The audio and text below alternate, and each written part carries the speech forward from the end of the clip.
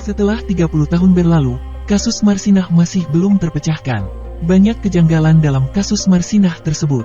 Jadi Anda diminta untuk menjadi saksi ahli terdakwa. Terdakwa, ya. Nah, kawan-kawan banyak bilang, wah lo nekat lo ngelawan arus, nanti pulang nama. Apa yang sebenarnya terjadi?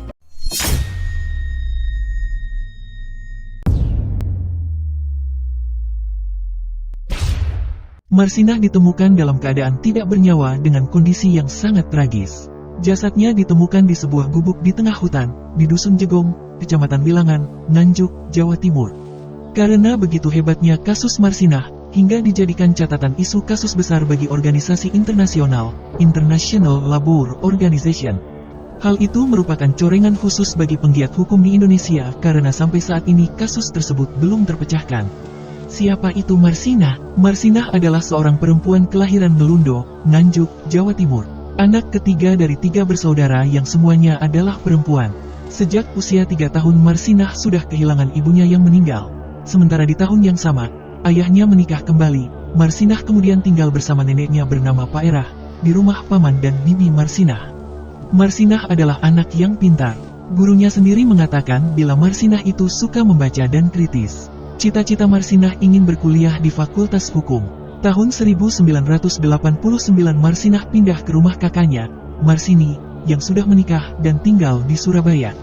Untuk membantu kakaknya, Marsinah bekerja di sebuah pabrik plastik di kawasan industri Rungkut. Pada tahun 1990, Marsinah pergi ke Sidoarjo dan bekerja di sebuah pabrik jam yang bernama PT Catur Putra Surya. Selama bekerja di CPS, Marsinah menjadi vokal dengan memperjuangkan hak-hak teman-temannya. Bahkan Marsinah menjadi seorang aktivis sebuah buruh nasional yaitu Serikat Pekerja Seluruh Indonesia, Unit Kerja PT CPS. Sejak saat itu, Marsinah menjadi seorang yang sangat vokal menyuarakan hak-hak buruh. Namun pada tanggal 8 Mei tahun 1993, ketika Marsinah berumur 24 tahun, ditemukan dengan kondisi mengenaskan di sebuah gubuk yang jaraknya sekitar 200 km dari tempatnya bekerja. Berawal dari tahun 1993 di mana pemerintah mengeluarkan surat edaran yang berisi tentang kenaikan gaji pokok karyawan sebesar 20%. Namun, himbauan itu tidak diberlakukan oleh pihak PT CPS. Maka terjadilah rencana para buruh untuk melakukan demo guna menuntut kenaikan gaji mereka. Tanggal 2 Mei tahun 1993, Marsinah mengikuti rapat untuk merencanakan unjuk rasa di Tanggulangin, Sidoarjo. Tanggal 3 Mei tahun 1993, Marsinah mengajak buruh-buruh untuk melakukan aksi mogok kerja. Tapi pihak Koramil datang dan meminta mereka untuk tetap bekerja. Tanggal 4 Mei tahun 1993, terjadilah aksi mogok kerja dengan tidak ada satupun buruh yang bekerja di PT CPS. Para buruh mengajukan 12 tuntutan kepada pihak CPS. Tanggal 5 Mei tahun 1993, Marsinah menjadi salah satu perunding dengan pihak perusahaan.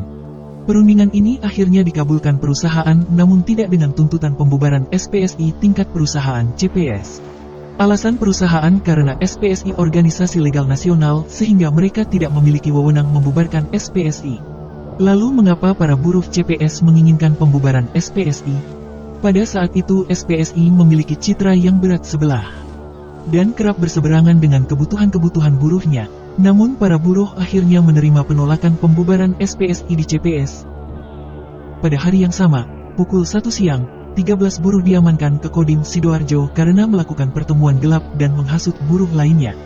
Mereka dipaksa mengundurkan diri. Marsinah bersama Uus rekannya, mendatangi Kodim Sidoarjo menanyakan keberadaan teman-teman mereka. Marsinah dan Uus menjadi saksi bila teman-teman mereka disiksa. Bahkan salah satu petugas mengatakan kepada Marsinah dan Uus untuk mengundurkan diri bila nasib mereka tidak ingin seperti yang lain. Setelah dari Kodim, Marsinah dan Uus berkumpul dengan teman-temannya di salah satu kos teman Marsinah. Dan sekitar pukul 10 malam, mereka membubarkan diri. Marsinah sendiri mengatakan bila dia akan makan terlebih dahulu di sebuah tempat. Dan itulah saat terakhir Marsinah terlihat. Pada tanggal 8 Mei tahun 1993, Marsinah ditemukan tidak bernyawa di sebuah gubuk. Ketika ditemukan, tubuh Marsinah dibawa ke RSUD Nganjuk untuk dilakukan autopsi. Dan inilah hasil visum dari tubuh Marsinah. Ahli forensik mengatakan bila Marsinah meninggal karena kehilangan banyak darah dalam rongga perutnya.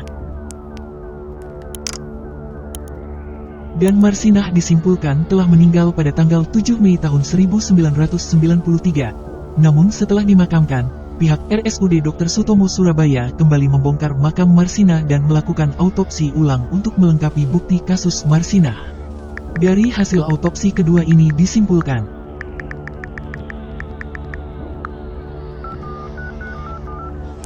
Yayasan Lembaga Bantuan Hukum Indonesia dan Kapolda Jawa Timur menyatakan bila kematian Marsinah merupakan kasus yang tidak biasa. Oleh karena itu, investigasi pun digelar. Presiden Soeharto membentuk tim terpadu, Bakor Stanasda Jawa Timur untuk kasus Marsinah. Tanggal 1 Oktober tahun 1993, pihak berwajib menangkap 2 satpam dan 7 petinggi PT CPS. Salah satu yang ditangkap adalah Kepala Personalia Mutiari, yang saat itu sedang hamil. Lalu Direktur PT CPS Yudi Susanto yang dinyatakan sebagai pemimpin rapat dengan 8 stafnya untuk membahas penyerangan Marsinah. Dari rapat itu dilakukanlah penculikan Marsinah pada tanggal 5 Mei tahun 1993, pukul 10 malam, dengan menggunakan mobil Daihatsu Hijet 1000 berwarna putih. Di perjalanan, Marsinah diikat ke kursi mobil dan menyumbat mulutnya. Sampai di rumah Yudi Susanto, Marsinah disekap di kamar pembantu, kemudian Marsinah disiksa selama 3 hari. Menurut Kompas edisi tanggal 30 November tahun 1993, Widayat memukul Marsinah dengan besi hingga tidak berdaya. Yudi Susanto menyuruh Suwono, Suprapto dan Budi Wuryanto untuk memukul kepala Marsinah yang sudah sekarat, memastikan bila Marsinah mati. Widayat bertugas menyetir mobil dan membuang Marsinah ke Nganjuk. Dengan temuan ini Pengadilan Negeri Surabaya memutuskan hukuman kepada 8 staf PT CPS antara 4 hingga 12 tahun. Yudi Susanto sendiri dihukum 17 tahun penjara. Putusan ini membuat Yudi Susanto mengajukan kasasi ke Mahkamah Agung. Yudi bersikukuh mengatakan bila dia dijadikan kambing hitam. Tanggal 3 Mei tahun 1995, Mahkamah Agung menyatakan bila para terdakwa tidak bersalah dan membebaskan mereka dari segala tuduhan. Jelas saja keputusan itu membuat kontroversi masyarakat.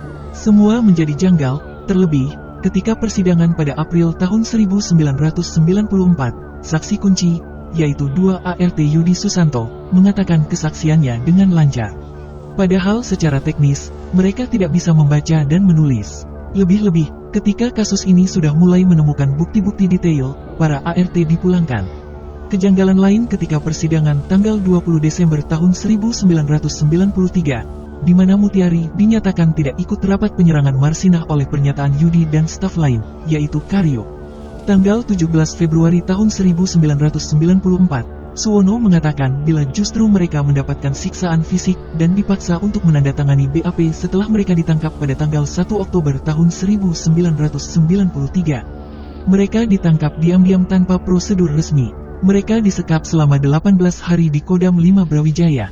Mereka dipaksa untuk mengaku melakukan perencanaan penculikan Marsinah dengan cara disetrum, kaki mereka diinjak kaki meja, disundut rokok dan kegiatan penyiksaan fisik dan mental lainnya. Baru pada tanggal 19 Oktober tahun 1993 mereka dipindahkan ke tahanan Polda dengan status tersangka. Pada pengajuan tingkat kasasi, Yudi menghadirkan saksi ahli dari RSCM yaitu Dr. Abdul Munim Idris untuk mengkaji ulang hasil-hasil dari autopsi. Dr. Idris mengatakan kejanggalan-kejanggalan yang ada pada hasil autopsi yang sudah dilakukan 2 kali itu. Yang pertama itu mengatakan bahwa Marsinah diotopsi. Kalau otopsi itu harusnya kepala dibuka, leher dari dapur dibuka. Ini nggak ada, hanya periksa luar. Berarti itu bukan otopsi namanya? Bukan, periksa luar. Kemudian ada hal yang aneh lagi. Iya, karena perdarahan. Saya katakan pada hakim, salah ini Pak. Jadi pendarahan itu bukan? Itu mekanisme. Tapi bukan penyebab? Bukan, penyebab itu tusukan, tembakan, atau hantaman benda tubuh lah, seperti itulah. Elementer sekali berarti kesalahan pada visum yang pertama? Iya, pada visum pertama itu terbukti bahwa Marsinah itu diikat di rumah majikannya selama 2 hari. 2 hari tidak kencing, itu mustahil kan, kalau tidak buang air besar bisa. Nah, kemudian oleh 3 orang dalam waktu yang berbeda dan dengan senjata yang berbeda, alat kelaminnya disodok-sodok. Logikanya kan mesti banyak ya. Itu di visum pertama? Visum pertama. Ternyata bersih, hanya ada 1 luka kecil, 3 cm lah, di labia minora. Saya tanya barang bukti yang mana? Ini. Salah, nggak mungkin. Kenapa? Barang buktinya apa dok? Kayu yang ukurannya jauh lebih besar dari itu. mestinya cari yang lebih kecil. Jadi barang buktinya balok, Itu yang dianalogikan itulah alat yang untuk menyodok bibir kelamin. Iya. Tapi lukanya tidak menunjukkan hal itu. Enggak menunjukkan hal itu. Kemudian seterusnya ternyata tulang kemaluan kirinya patah. Kemudian ditunjukkan alat yang ukurannya jauh lebih besar. Itu kan nggak mungkin. Dan di rongga perut ada pendarahan dalam. Nah, yang disebut dalam perut ada darah. Gitu aja. Visumnya begitu aja. Hanya ada sayatan dalam rongga perut terhadap darah, cuma itu. Kalau laporannya hanya seperti itu, tidak bisa menyimpulkan apa sesungguhnya penyebab kematian atau bisa dibaca dari luka sedemikian hebat yang dialami. Di situ nggak ada sebutan, itu tahunya patah tuh setelah digali kemudian. Di visum yang kedua. Iya, visum pertama enggak, tidak. Dan kesimpulan Anda apa, Dok? Alat apa yang bisa menyebabkan sehingga Tulang kemaluan kiri. tulang kemaluan kiri patah berkeping-keping? Iya, patah. Kemudian menjemur ke sebelah tulang usus kanan, kemudian mantul lagi ke tulang kedudukan lah, dasar panggul itu. Itu hanya satu, luka tembak paling bisa. Melihat lubang kecil dengan kerusakan yang masif, apa kalau bukan luka tembak? Jadi dimasukkan dalam rongga kemaluannya pistol dan ditembak. Tembak, gitu. Senjata api kita sebutnya. Dan apa konsekuensinya? Apa artinya kalau kemudian bukan balok tapi senjata api? Konteksnya dalam kasus Marsina? Jadi pelakunya siapa yang punya akses dengan senjata itu? Sri Mulyade Suryadi, pengacara Marsinah, yakin bila pihak polisi sudah tahu siapa sebenarnya penyerang Marsinah. Dia mengatakan bila keterlibatan oknum TNI AD merupakan tembok yang susah ditembus. Dia juga menyatakan bila Marsinah sebenarnya disekap di Makodim karena ditemukan bercak darah di tempat itu. Namun pihak Kodim menyanggah tuduhan itu dengan memberikan bukti-bukti yang ada. Pihak Kodim yakin bila mereka juga dijadikan kambing hitam. Hingga sampai kini, tahun 2023, kasus Marsinah menjadi kasus yang belum terungkap. Bagaimana menurut kalian? Jangan lupa untuk like dan subscribe agar mendapatkan notifikasi bila ada video terbaru.